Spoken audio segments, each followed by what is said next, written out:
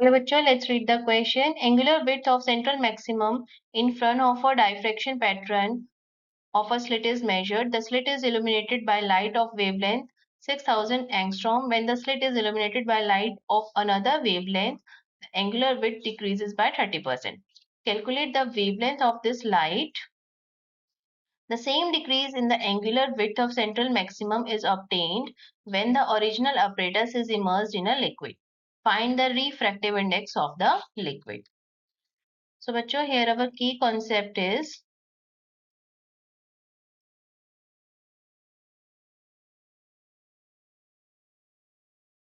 in front of a diffraction,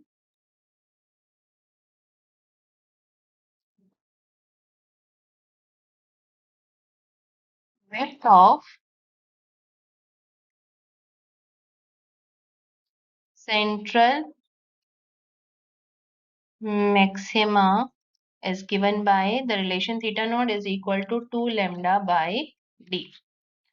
अब बच्चों question के अकॉर्डिंग अगर आपका एक वेवलेंथ है लैम्डा 6000 एंगस्ट्रॉम, उसके लिए जो एंगुलर विड्थ होगा that would be equal to 2 lambda by d, where d is the width of the slit.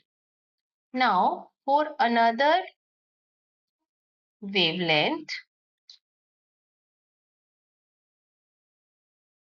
let's say कि वो lambda dash है, उसके लिए एंगुलर विड्थ क्या होगा? लेट्स से कि वो है theta naught dash, so that would be 2 lambda dash upon D. अब जो थीटा नॉट डैश है, ये angular width is you can say 70% of the theta naught, क्योंकि उसने क्या कहा है कि जो थीटा नॉट है उसमें से 30% डिक्रीज हो जाएगा. तो आपके पास आ गया 70%, 7/10 थीटा नॉट. तो अब हम देखें कि थीटा नॉट जो है it is directly proportional to lambda, so हम ये कह सकते हैं that theta naught upon theta naught dash is equal to lambda upon lambda dash. तो यहाँ पर थीटा नॉट डैश का वैल्यू पुट कर देते हैं 7/10 theta naught is equal to lambda upon lambda dash. So that means 10/7 is equal to lambda by lambda dash. तो lambda dash आ जाएगा आपके पास 7 lambda by 10. That means 7 into 6000 upon 10. So this will be equal to 4200 angstrom. Now, when apparatus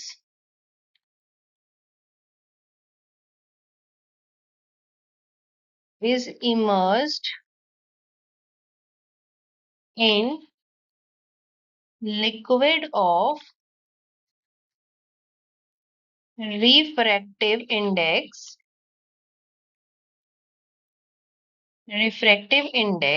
mu,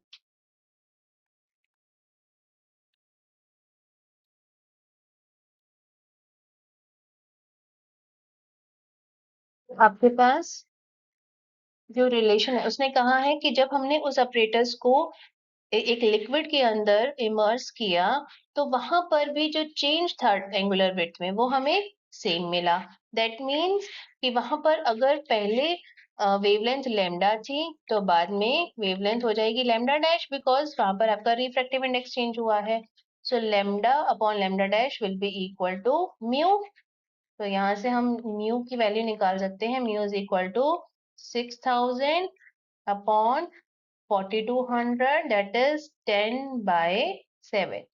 So mu का वैल्यू आ गया 1.4. So this is our final answer. I hope you understood it well. Best of luck.